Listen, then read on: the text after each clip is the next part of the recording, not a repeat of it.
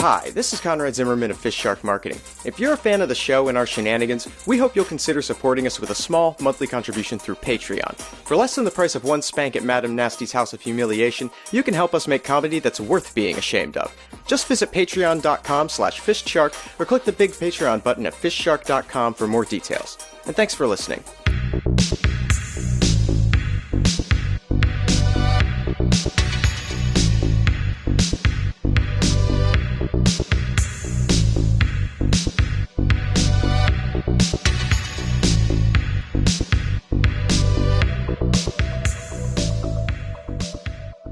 Have either of you noticed that we have poultry running around the office lately? Yes. I just came across down the hallway coming into the meeting room 2 chickens. Last week I had thought they were being brought in for Craig, like a lunchtime. Right, yeah. Generally he likes his chicken fried though, so I was a little bit, confused, but maybe he has a change of taste. And I assumed he was eating the chickens, but they are still there. I did make him eat one of the chickens raw. He had to go and hunt and kill the chicken with a pencil before I'd let him leave the office for the day. I certainly didn't bring the chicken in. I was hoping that if we could make Craig eat a live chicken or a freshly slain chicken, he'd develop a taste for it, like wolves do with human meat. And then the problem would solve itself. Right, he could just then operate like a pest control system, moving around the nooks and crannies and corridors and ventilation systems, hunting for prey. It would be the circle of life, nature taking its course. He'd become the chicken's natural predator in the office, but it didn't take. He actually ended up very, very sick. Apparently consuming raw chicken flesh, complete with feathers and beak, is bad for you. I didn't think it would be a problem, but he is now in the hospital. If you go check the memo board outside, there are photographs of him in the hospital. Very funny. I recommend you checking them out. I turned him over and we got to see his arse through the smock, so there's plenty of footage of that. But as far as the chicken problem goes, there has been a steady increase. I've tried throwing them out of windows. I've tried putting them in boxes and shipping them out. But it seems that the more chickens we try and get rid of, the more turn up.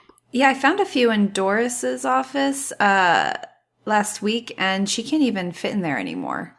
It's just a room full of chickens. Yeah, I noticed the chickens do tend to gravitate towards certain areas, whereas you say, there are 2 in the corridor outside, and then there are going to be anywhere between 15 and 60 in any given office. The cafeteria especially is, it's more chicken than floor space, really. The chickens are on top of each other. Some of them have started eating each other out of desperation and sheer anger, because I think even the chickens have started to realise there are too many chickens, and it clearly makes eating in there impossible for the rest of us. I must admit, when I first saw the chickens turn up, I was like, hey Cole, chickens. Chickens are fun and brighten up the office. And clearly, most American businesses run on chickens, so I expected that was fine, but even I, a noted chicken fan, have to confess there are too many chickens at this point. I mean, how many chickens are there normally in an office? In my experience, 0 chickens, which is why I found all of this to be a little bit odd. I mean, I've been just taking the executive elevator up and going straight into my office for the last few weeks, so I didn't even realize that this was like an ongoing concern. I saw a couple of chickens in the corridor about 2-3 days ago, and I thought, Craig again, obviously, whatever, yeah. Went back into my office and hadn't been back out. So I didn't even realize this is like a serious tribble type situation here. Well, I mean, especially you mentioned the elevator. The elevator now only goes down as far as the 13th floor, because the rest of the elevator shaft is full of chickens. It's so densely packed with chickens, the elevator can't even push them down. So, yeah, you have to take the stairs. But even then, you don't even have to use the stairs. You just go in the stairwell, jump down the middle, and kind of sink down into all the chickens that are in the stairwell until you hit the floor. and then just punch your way out and find the fire exit. Well, I'm glad we have our own elevator then, at least. Well, yeah. Again, this is why I didn't think it was a problem, because chicken elevator, to me, is more fun than normal elevator. If you'd have told me yesterday that Microsoft didn't replace its elevators with a shaft full of chickens, I'd have been shocked. I mean, you're telling me that there's not normally even a single chicken in a business. Yeah, no, not so much. Normally, it's a hygiene concern. Chickens shit all over the place. They're really, really stupid animals, as I'm sure you've observed by this point. That is kind of something curious about this, though. These chickens don't smell of shit, which is what chickens smell of, That is generally. true. They smell different on different days. Wednesday, they smell of lavender and cinnamon. That's my concern, is that, I know having chickens around an office isn't exactly normal, but I think we can all agree that there is some really abnormal chicken experience happening here. I know who you're going to blame, because they become the scapegoat for everything around here. I checked with Balthazar and the boys in the basement. They got nothing to do with this. They said they don't like chickens, they're dirty, stupid animals, pretty much the same stuff you told me. So I've ruled them out. But there is no denying the fact that we started with about 10 or 15 chickens in the office, which I thought was a reasonable amount of chickens for our size company. And then I come to find that any amount of chickens is too many chickens. So I'm disappointed. And honestly, if we get this chicken situation solved, I'd like to revisit that idea and really consider whether or not we can research this and find an optimum amount of chickens, because I'd like the amount of chickens in the office in general to be more than 0 chickens. You're in favor of having a few chickens around the office. A reasonable amount. I mean, so many that you can't get the elevator down to the ground floor is an issue. So many that the cafeteria is now essentially a battle royale for chickens is not a good idea. I understand that. I understand that being unable to consume your own food in the office anymore and having to eat it a block away is a bad idea, and I understand that you not being able to use the parking lot anymore because chickens get caught in the wheels is not great for business. But yet you do feel that there is a benefit to having a few chickens around the office. I spoke to a couple of people, they agree with me. I spoke to Bono Vox, he said it was a great idea. I spoke to the doctor across the way, guy who runs the dentist's office down the hall, who we shared a building with, and he didn't say he approved of there being chickens in the building, but he didn't say no. Get the fuck out of my office, I've told you people before, isn't a denial that chickens is a good idea. I agree. That's not a flat denial. It is just about the only thing he says to us now, though.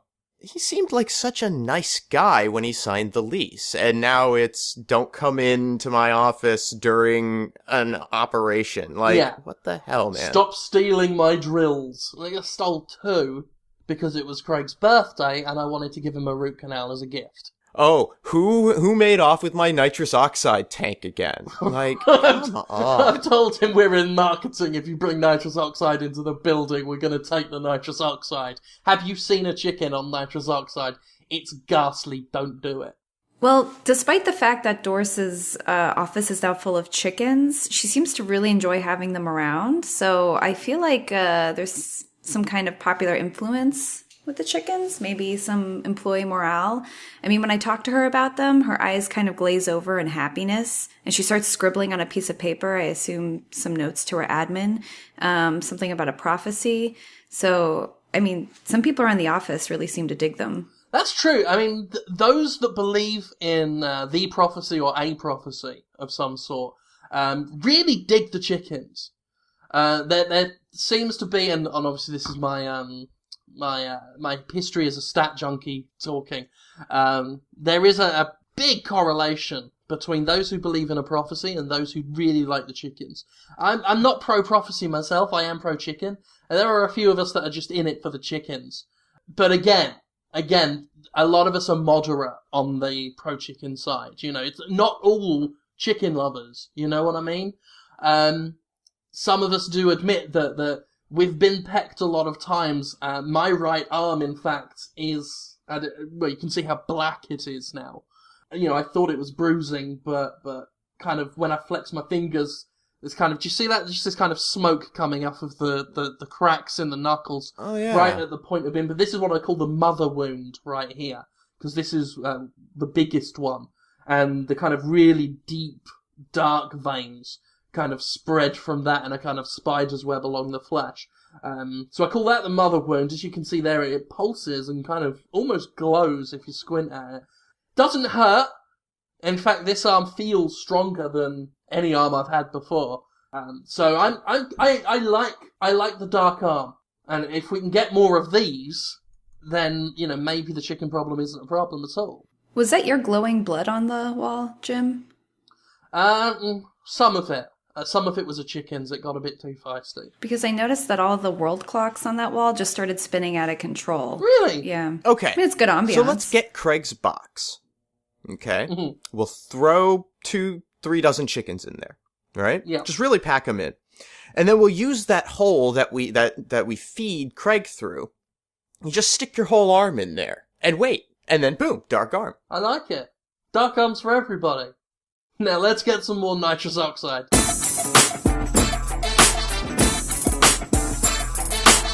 Bad news, guys. Unpleasant news. One of our top valued clients, Vince Vaughn, has undergone some medical trauma. Trauma? He's still alive. Oh, thank God. He's still alive. He is in critical condition. The doctors don't want to give me any chances. You know what doctors are like. I asked Dr. Nightscream. He said he'll be perfectly fine. Which is odd because Nightscream hasn't seen him. But I'll choose to take our company doctor and at his word over, you know, public Obamacare doctors, you know. But it is a difficult situation. I went to the hospital to see what the hell he'd gotten himself into this time. Yeah, was this like a car accident or like a motorcycle wreck? Maybe some sort of horse riding affair? Funny you mention horses. It is funny you mention horses in a kind of macabre way. The wounds, I don't know if that's the correct word, the fuck-ups were self-administered. Was this a suicide attempt? No. It perfectly, you know, happy, even now, now that he's quasi-lucid. No, it was an attempt to do something that went horribly wrong. Oh, God, this is some autoerotic asphyxiation mishap, isn't it? No. God, I wish it was. I could explain. Since the 90s, that's kind of cool now, but this... I don't know how we're going to explain this to Heat Magazine. I turn up. There is Vince Vaughn there in the bed, covers over him. I don't see what's wrong with him. He looks pale. You know, he's clearly... They told me he lost a lot of blood. He's got an IV drip in and everything. He looks at me, smiles, says, "I'm perfect. At last I'm perfect." Motions for me to pull down the covers. I pull down the covers. He hasn't got any legs. Oh, dear God. And he's attached to a horse. He's... What? Wait. Like, a whole horse? I mean, you say... Oh my God. Well, a whole horse is erroneous. It hasn't got a head. To be honest, a lot of it was so mangled I couldn't tell what it was at first. You know, I don't know why he shaved it first. But, yeah, it's hard to describe because it really isn't pleasant. But he has cut himself in half from sort of the belly button down. Then, through, I guess, sheer force of willpower, started sewing himself to the horse. I'm assuming he took the horse's head off before he took his own legs off. And then sewed himself up, curiously, at the neck. I mean, this, I guess, was a full-size horse because its neck was big enough to support half his torso. He sewed himself to the neck. He explained to me because that's how centaurs work. Sewing himself, you know, with a two-legged horse is, in his words, bullshit. So he sewed himself to the neck to try and become a centaur. So he succeeded. He was attached. He's still alive? Well, like I said, he's smiling. He seems to think that because he's in the hospital, they've given him drugs, which is why he can't feel his 4 legs. He doesn't kind of realise that he is attached to a rotting husk of horse flesh that the doctors are afraid to cut away for the moment because they don't know what will happen. They tell me that the horse is clinically dead, but they've never seen a man survive the injuries that Vince Vaughn survived, and are therefore worried because they feel the horse might be powering him at this point. That is really deeply unsettling. Dude, I was hitting one of the legs of that horse with a hammer. He couldn't feel it. Well, I wouldn't expect that he would necessarily be able to feel it, but now he's going to have to go around the rest of his life with the likely limp, useless body of a horse attached to his midsection. There's a stigma there. That's what I was thinking. There is a popular stigma in Hollywood concerning horsemen. You know, I told him, I said, look. Even if it were possible, and I'm not saying it isn't, because I didn't want to start an argument with him. Even if it's possible to become a centaur through self-administered surgery in a garage somewhere, there is a stigma attached. There is a societal problem with horsemen and beastmen in general. I remember a few years ago, actually, when Chuck Norris wanted to become part goat, he was laughed out of every film festival he attended, which is to say nothing of the Joe Don Baker Pigman. So we have, it's going to be a problem for him just long-term career-wise. That's my concern. I mean, I don't know how we prevent news of this from getting out and killing his acting. I mean, he could still act if he's only shot from, nipples up, right? It's estimated we're going to need about $500,000 worth of steel rigging to get the horse upright and keep it upright. So that's going to have to be included in his fee. So Vince Vaughn's just become a more expensive actor, and I really don't think that pricing him up is the direction we were planning to go. No, we were definitely starting to think about markdown. Well, we were really going to start a kind of a biblical era Jerusalem bartering system for him. I thought it was the only way that was going to get him consistent work. You know, give us $5 and a gourd. Right, but I mean, this wrecks pretty much any hope of that. I mean, maybe he could host a talk show? Possibly. I mean, something behind a desk. News anchor. But then I don't think anyone would take the news seriously coming from America's favourite funny man. No, there's no way. You know, another terrorist attack happens and everyone's going to think it's a bit. And a poor taste bit at that. I mean, I'm probably good tonight. I'm going to call up Emma Watson the Fox and see how she got over her problems. And see what she can tell me about sort of living as a half-dead animal hybrid. But barring that, whatever Emma can tell me, I'm at a loss for the guy. I think we're thinking about this the wrong way. I mean, I think we have an opportunity here forget Vince Vaughn, the actor, bring in Vince Vaughn, the sideshow freak. Well, I mean, is that really all that different from his career up to this point anyway? That's true, and it didn't do Kevin Sorbo much. But now we're being literal.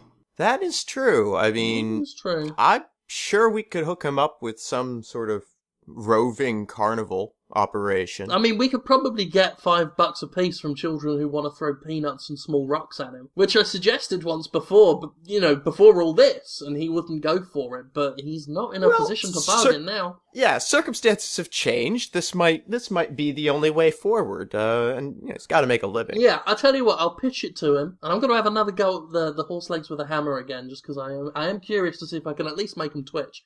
And, going forward, okay, this should be a company-wide mandate, I feel. We should not let our clients watch Fantasia anymore. It gives them bad ideas. Vince Vaughn wants to be a centaur. Danny DeVito thinks he's going to be a broomstick. Let's really reel that in. In fact, you know, I'm up for a moratorium on Disney films altogether.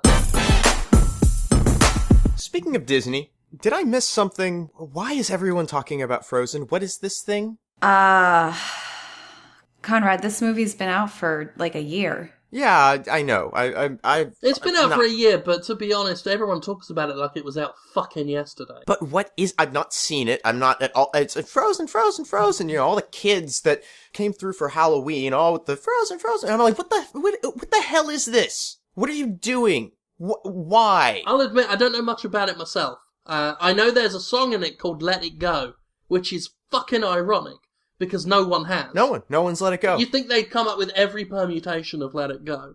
They'd come up with every way of doing it and covering it. Oh no, we haven't done it on a fucking xylophone yet. Here to YouTube we go. I don't think I've even heard the song. Well, I think both of you are doing yourselves a disservice working at a marketing company and not understanding Disney's. We don't know what it is. No, I understand Disney and their marketing. You know, is there a female character in it, somewhat powerful, could be folded into their princess branding line? There's probably some music in there. It's likely catchy. There's going to be animation. I'm suspecting it's computer generated at this point because it's Disney. There's some strong moral lessons applied to the story, and it's all kind of derived and ripped off of some other form of popular fantastical fable or a Japanese film. Right. Am I close? Well, yeah. Okay, so I know that the main character. I've seen a lot of drawings of her. You see quite a lot. Really? Yeah, I wasn't looking for drawings of her. I was looking for drawings of someone else. Not drawings at all. I wasn't looking on the. I don't know what the internet is, but I have seen a lot of them. Well, okay. What does she look like? Huge ass. Really? That's how she's drawn. That's odd. Disney's usually into more demure characters. Like, voluptuous isn't a word I would typically use to describe a Disney character. Well, as I say, these aren't official drawings. Except Ursula. Ursula, now there's a lady. That's a full-figured lady. That's my kind of woman. Full-figured, purple skin, tentacles. Magical. Mm-hmm. Underwater. That's the sort of woman you don't bring home to mama, you know what I'm saying? She knows that's she knows two eels called Flotsam and Jetsam. That ain't no dinner thing. To be honest, it's uncanny exactly how specific they got my taste. Right, but but the big thing is Frozen. So this is basically just another Disney princess thing. Well, yeah, but I mean, I think we can open ourselves up to opportunities. Disney has approached us in the past, and I just don't want to, if it happens again, I don't want to let it go. Should I say? I mean, if you type Ursula Rule 34 in Google, like, you get some amazing stuff. Okay, you do know that that's not Disney art, right? That's not art that Disney produced for it. That's fucking art. I can tell you that much. Well, I mean, I'm sure it qualifies as art in terms of, you know, it's a creation. But I mean, it's probably not approved by Disney. Manufactured by Disney, licensed from Disney. You are surfing for porn. Let's just be honest. You're surfing for porn is she of legal age of consent? And does it matter if she's I'm not looking for her. Or digital? That comes up accidentally when I'm looking for Ursula. Oh, well, now that makes sense. That makes sense. And what I'm saying is, right, there's a lot of this porn, like, up on the internet. Of, alleged porn. Let's not use that word. There's a lot of this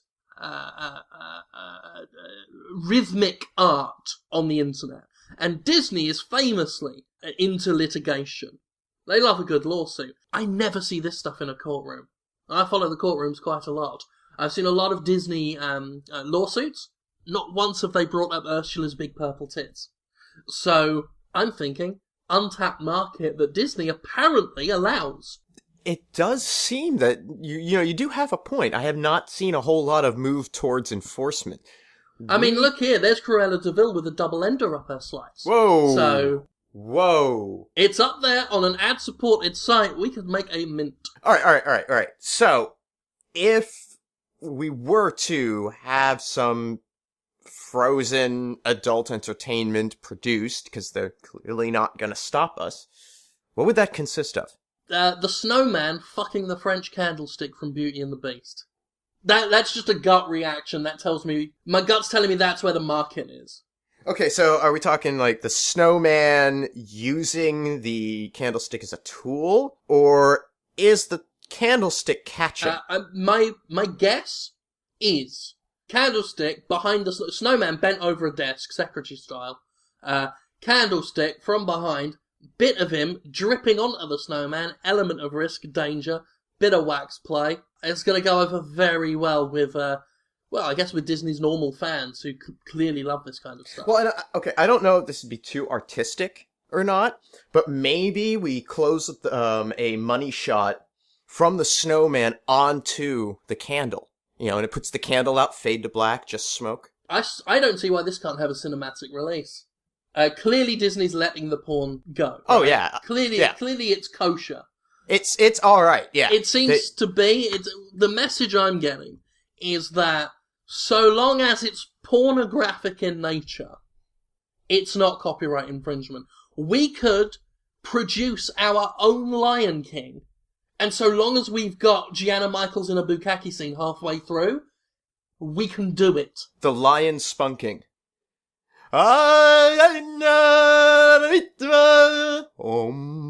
Yeah. We could do an entire series. Aladdin up to his balls. Poke a hot ass. Snow White writes itself. Beauty and the Bestiality. Honey, I Spunked the Kids. Homeward Bound and Gagged. Parking with Boys in Cars. Maleficent. Well, and of course the interracial prequel, The Black Cauldron. The Bareback of Notre Dame. Well, and obviously Shitty Gangbang. Cars. Sex.